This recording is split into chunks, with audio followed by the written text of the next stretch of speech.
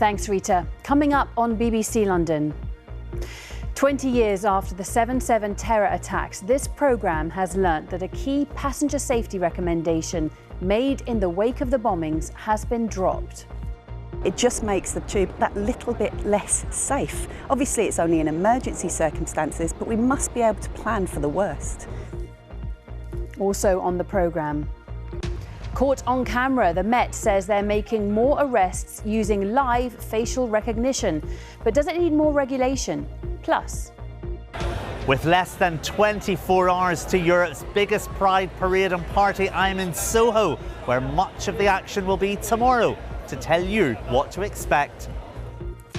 Ready to play their first match in the Euros.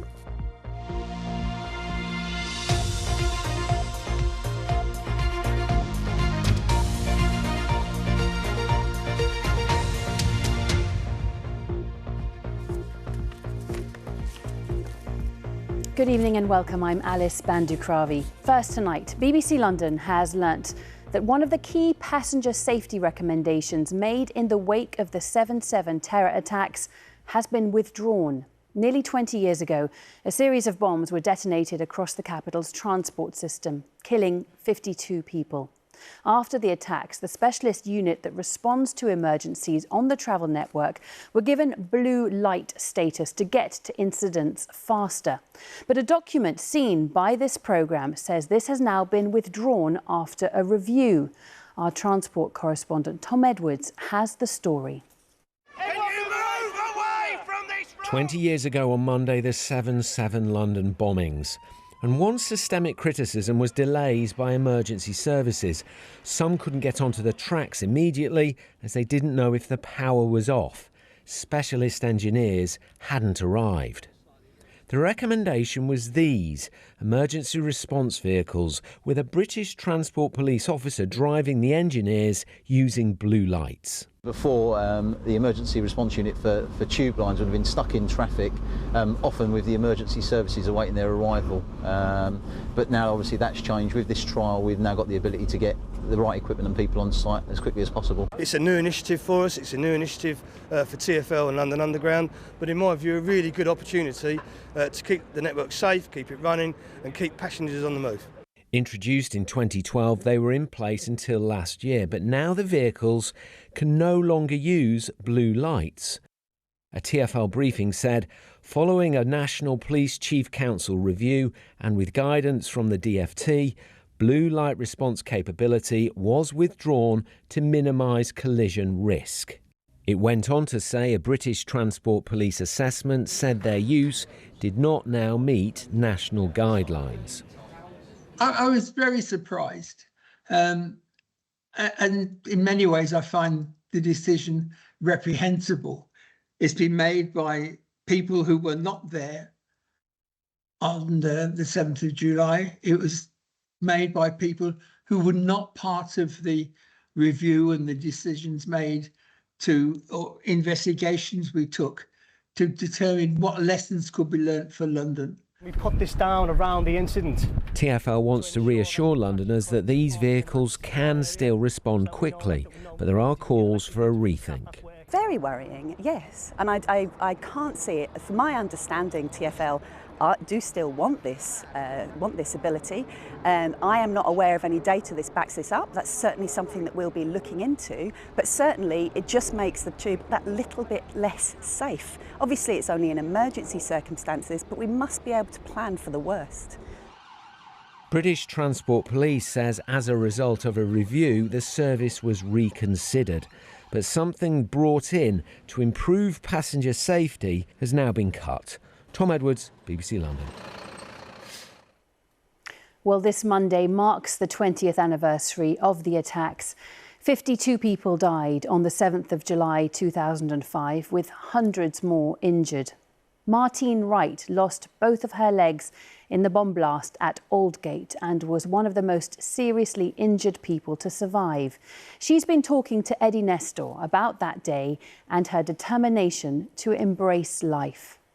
2012 are awarded to the City of London.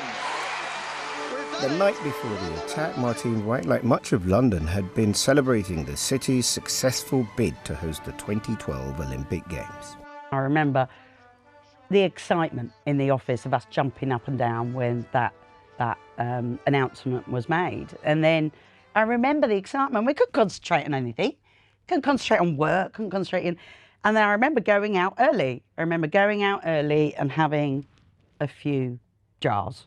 The next day, running late, she just managed to catch the train at King's Cross. Jumped on. It was a good morning. It was a good morning at that point. And then I remember seeing my favourite seat in the corner and started reading my paper. And yeah, you could not read a page of that paper without seeing something on the Olympics and Paralympics. And then, out of nowhere, a white flash, screaming, and total darkness. Martine, by now unconscious, having lost part of her legs and a lot of blood, was rushed to the Royal London Hospital. Even her mother, when she eventually found her, struggled to identify her. She looked at me and went, "Yes, that's Martine. I recognise her from her eyebrows." Now, I don't know what I was doing with my eyebrows 20 years ago, Eddie, but that's when they knew that I was there, and that's knew that I was alive, that I was obviously not in a great shape at all. After 10 days in a coma, she finally woke up. Waking up in the middle of the night and having enough energy just to lift my head up. This is obviously just coming out of the coma, and looking down and seeing one of those waffled hospital blankets that I could see it, and then suddenly it dropped. And it was like half a body. I couldn't compute it. I was obviously under lots and lots of drugs at that point. So I remember putting my head back, and the intensive care nurse said to me, "James," I'll always remember him, and he said, "Martine, I've got to tell you something." And ironically, my mum and dad had only gone home for 2 hours. You know, they'd been there 26 hours a day. And I remember him saying, "We had to amputate both your legs above the knee, Martine." Martine was in hospital for a year and emerged into the world determined to make the most of the life that she had nearly lost.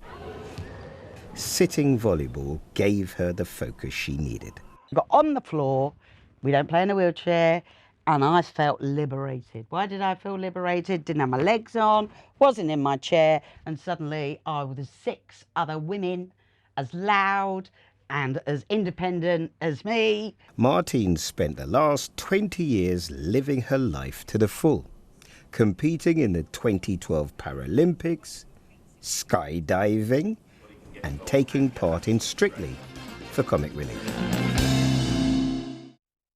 A few years after the attack, now married, she gave birth to a son, Oscar, her miracle baby, she calls him. Martine hopes her determination to overcome what happened to her can help others. So I feel like I've got a job now, here, for the rest of my life, to talk about what happened and how I got through it. And whether that is directly helping people, mentoring people, or whether it is talking to people like you and people hearing, you know, how I got through it and what helped and what didn't. I believe life, you know, things happen in life for a reason, and I believe this is my reason, and hence why, again, I'm still talking about it again 20 years on. An amazing woman, and you can listen to a longer version of that interview with Martine Wright and Eddie Nestor on BBC Radio London from 10 a.m. on Monday. That's our top story this evening. Here's Samantha Simmons with what's on Politics London this weekend. Hi, on this week's programme, grooming gangs have been exposed as a national scandal. This week we turn the focus on the capital and ask just how safe children are here.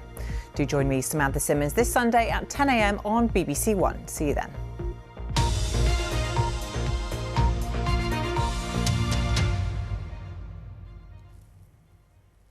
Turning now to a topic that divides opinion. How do you feel about police using live facial recognition technology to scan the features of millions of Londoners and help catch criminals? The Met says it's made more than 1,000 arrests since the start of last year, including alleged sex offenders and violent robbers. But some are deeply concerned about it, as our Home Affairs correspondent Sonia Jessup reports. This man has been picked up by police using live facial recognition. A registered sex offender, he's banned from being alone with young children, but with him is a 6-year-old girl. David Chenler, who also had a knife on him, was jailed for 2 years.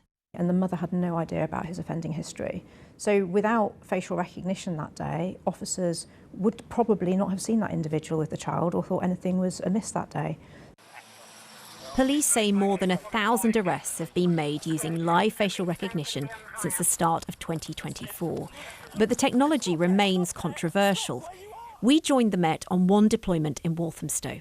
Police have compiled a bespoke watch list of wanted offenders. So as I'm walking up the high street, my face is being scanned by the camera, and for the purposes of this report, I'm on the police watch list, so officers are alerted of a potential match. When officers get that alert, they then need to check the person is the one they're looking for. Live facial recognition is meant to work alongside your natural policing skills, so you should be able to approach those people that have been activated by the cameras, go and talk to them and ascertain if the cameras are correct. If it's not a match, the Met says the data is immediately deleted. It says it made 8 arrests here, including for drug offences and stalking. This is very good to prevent crimes. It doesn't make you worry about privacy, it makes you feel safer. I don't mind because I don't have anything to hide. I think it's a good idea because of public safety. I'm absolutely disgusted because I just think it's more and more Big Brother. I don't feel safer, no. Campaigners are also concerned. There is no primary legislation governing this invasive technology. It means that police are being left to write their own rules about how and where it deploys. She says a pilot scheme planned for Croydon in September, where fixed cameras will be mounted on street furniture, is an alarming escalation. The Met says they'll only be switched on when officers are using LFR there. Money is tight. We're having to make some difficult choices. And we know that technology and data can really help us to be more precise. She says police are required to work within existing legislation. Criminals are exploiting that technology, and I think it would be madness if we didn't keep pace with that and allow criminals to have access to tools which the police didn't. The Home Office says it will set out a legal framework for the technology in the coming months. Sonia Jessup, BBC London. Now for some of the day's other news. Part of the London Underground has been forced to close after a fire in 4 railway arches in South Harrow in West London. 100 firefighters brought the blaze under control just after 1 o'clock this morning. The Piccadilly line remains part suspended. Nobody was hurt. And the Met Police say they've shut down more than 100 county lines in a week-long operation targeting suspected drug dealers. The force said it had arrested more than 300 people and say they've safeguarded 260 young or otherwise vulnerable people. The capital will be a sea of rainbow flags tomorrow as the annual Pride Parade takes place. More than 1.5 million people are expected to attend, with around 500 groups taking part in the parade, which starts at Hyde Park. And Thomas McGill is in Soho for us this evening and can tell us more. Hello, Thomas. Good evening, Alice. Well, you can probably see behind me the bunting is out, the pubs have the flags out, and Soho is beginning to get busy. Less than 24 hours to Europe's biggest Pride parade and party. And this is where the action will be predominantly. Yes, you've got Trafalgar Square, where Chaka Khan will headline, but right here you have also got a number of other free events taking place. Just up the road in Soho Square, you have got the trans and non-binary stage. Behind me, down on Dean Street, you've got the cabaret stage from 12 o'clock, which will be wall-to-wall drag performances. You've got Golden Square, and if you're looking for something a little quieter, you have got the Victoria Embankment. Now, ask people why this is important, and they will tell you it's an excuse for a party. It's about politics, visibility, and most of all, community. And despite the friendly atmosphere, there is still a huge number of LGBTQ+ people who struggle with isolation, with mental health issues, and with loneliness. And that's something I have been looking into with a group of people who have set up their own website, hoping to tackle those very issues. For Matty, going to the gym is more than just exercise. It's like therapy after he went through some tough times a few years ago. COVID was a really difficult time, and it developed in so many different ways. Feeling isolated was my biggest challenge, and I think that really had an effect on my mental health, and I was beginning to spiral and not looking out after myself, not connecting with people out of habit. Like so many others, Matty says he struggled to find the right support. I mean, I didn't know where to start. I didn't know where to look. I didn't realise that I had anything mental health were like problematic, and I didn't know that that was something that was going on. So talking about different topics. Now a new portal has been launched to signpost people to support services, mental health charities, groups and community organisations. Its founder Mark says this one-stop shop is vital in tackling mental health and its consequences.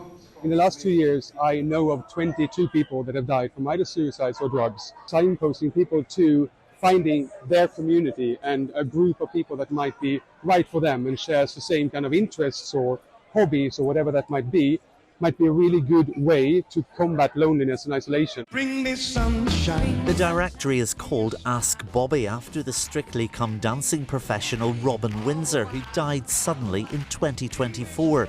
He'd openly talked about his own mental health struggles as a gay man. His ex-fiancée and best friend Davide says naming the website after Robin will ensure his memory lives on. I think it's the legacy that both myself, his family and his friends would like for him, to keep shining a light through Ask Bobby to help people in our community who are struggling with mental health. Matty has now found the support he needs at this LGBTQ+ gym in South London, where the focus is on fitness and friendships, and he hopes the portal will help others find their happy place too. The Ask Bobby concept is what we all need, and I think it's the answer that a lot of people are going to take advantage of. I think it's a really special thing to have introduced, and at such an important time. So clearly lots of love and support out there should you need it, and there will be lots of love and support here tomorrow as well. Just down the road in Shaftesbury Avenue, Albert Schloss is holding what they describe as a safe space salon for people who are perhaps coming to London tomorrow for the first time or on their own, looking for a safe space to meet other like-minded people. And just a reminder, the parade kicks off at 12 noon from Hyde Park Corner. It will end at Trafalgar Square, and there will be coverage throughout the day on BBC Radio London and on the BBC News app. I think it's going to be quite a good day as long as the weather stays like this. Back to you, Alice. Thank you, Thomas. We'll find out a bit later on in the programme. Still to come before 7. Free-flowing water from a restored fountain in a park in Wandsworth. Watched over by this lady, a remarkable Victorian landscape gardener we'll be hearing more about later.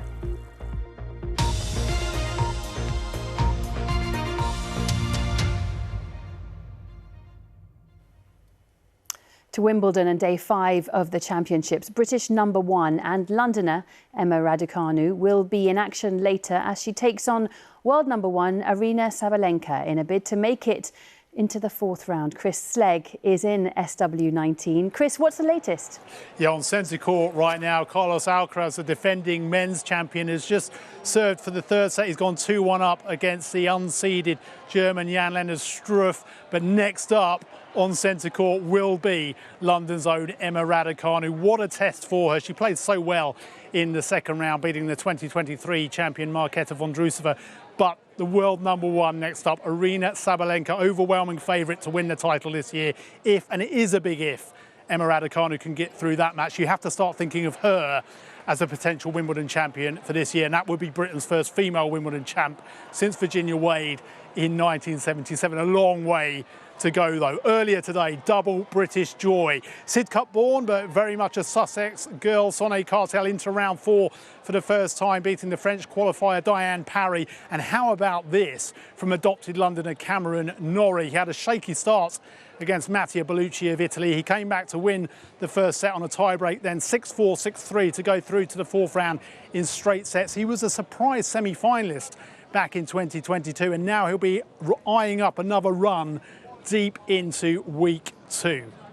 So much excitement to look forward to this weekend here in SW19. So much excitement too out in Switzerland, where England begin their Euro 25 campaign, looking to defend their title. They take on France. 600,000 tickets sold for the tournament. Another indication of just how far we've come since women had to fight for the right to play. At the end of the 1960s, young Londoner Patricia Gregory was among those who fought against discrimination and set up the Women's Football Association. An England team was created, which played its first match in 1972. I think women have this great knack of seeing a job that needs to be done and doing it, and not making a fuss about it. In 1967, when I first had the idea of playing football, there was no organisation of it. And I wrote to the local paper, having had the thought, why don't girls play football? Next Wednesday, Patricia will be inducted into the National Football Museum's Hall of Fame. Girls and women wanted what their brothers had. If there was an England team, why didn't they have an England team? Sweden beat England in the first Euros final in 1984 on a waterlogged pitch at Kenilworth Road. Kerry Davis and Pia Sundhage faced each other that day. BBC Bitesize recently reunited them. It tells me what kind of journey the women's football have done, because that would not be acceptable. The ball was not really rolling, you couldn't play a passing game. Not in a million years would they allow anybody else to play a final on a pitch like that. Chelsea midfielder Kira Walsh is part of the current generation of Lionesses who hope Euro 2025 can end in the same way as the last Euros, with England as champions. It was an incredible experience, and it was an honour to play in a major tournament in front of friends, family and everyone in England. And our main focus was to inspire a nation and make everyone proud. Obviously we set out to win it, but I think the main group focus was to make the fans proud, and I think we could do that in that tournament. Once mocked, shunned and ignored, now a country stands behind its team, hoping to see the Lionesses roar once more. Chris Slegg, BBC London. Now, you don't need to look far in London to find some greenery. There are over 3,000 parks and green spaces in our city. But there's someone you probably don't know much about, a Victorian woman who was behind many of our local parks, as Wendy Hurrell reports. When we come to picnic or play in a local park, perhaps we don't give it much thought to how and when it was laid out. It's just there. So let's meet Fanny Wilkinson, of whom there is now a statue in Coronation Gardens, Southfields, one of more than 70 parks she designed, without many of us having ever heard of her. So many other Victorian pioneers have been really celebrated, but she hasn't. She didn't leave any diaries, she didn't leave many letters, hardly anything was really known of her, but she was incredibly significant, and she really made her mark on London and transformed the city that we all live in now. The restoration of the drinking fountain and addition of the new statue has been a collaborative project involving Wandsworth Council, heritage bodies, Friends of the Park, local school children and the Putney School of Art, of which the sculptor is an alumni. So I've been working on this for about 18 months. The Friends of Coronation Gardens got together with the Friends of Putney School of Art and created a competition to design a sculpture. I am super excited, firstly because I think Fanny Wilkinson deserves to be celebrated.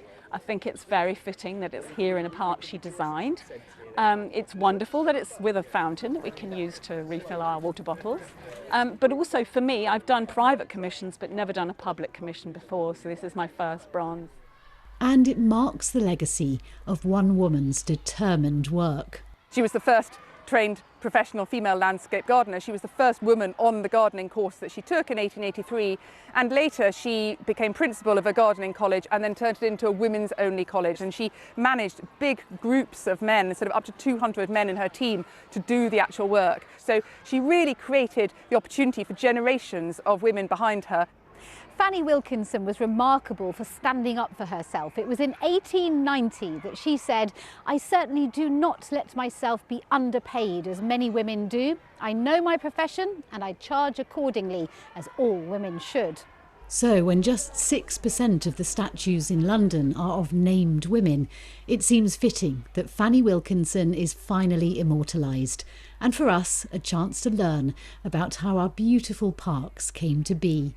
Wendy Hurrell, BBC London.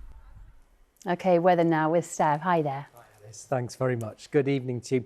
Well, after all the dry, sunny, hot weather, this weekend isn't shaping up to be as sunny, unfortunately, especially for all those outdoor events that we've got. It's going to be breezier. There will be a little bit of sunshine at times, but it's often going to be cloudy, even with a few spots of rain, so perhaps a few interruptions to Wimbledon as well. Now, the cloudy skies with some patch of rain start to push down during the second half of the night. So you can see the breeze is also picking up. So it's turning breezy and cloudier. Quite a mild night to come, 15 or 16 degrees, a little bit lower, I suppose, outside the M25. But it's all dominated by this area of low pressure sitting to the north of Scotland. The weather front hangs around across southern England throughout the day. So we will have some patchy rain through the morning. It's going to be mostly light. It will tend to push towards southern areas, but we hold on to the cloud thanks to that weather front being close by. So I think a rather grey Saturday, limited brightness, probably the best of it towards the north. Top temperatures 21 or 22 degrees. And like I mentioned, it will be breezier. Then we've got a couple of weather fronts running down from the northwest, enhancing the shower activity as we head into Sunday. So it could be quite showery through Sunday morning, the odd heavier downpour as that moves through. And then it might be a little bit drier in between those weather fronts. Again, breezy from the northwest, so temperatures 21 or 22 degrees. So a little bit disappointing, like I mentioned, for all the sporting events and the outdoor events. Into next week, it looks like we're heading back into another heat wave, so stay tuned to the forecast. Alice. Thanks for letting us know, Stav. That's about it from me, from all of us here. Whatever you're doing this weekend, have a good one. Bye-bye.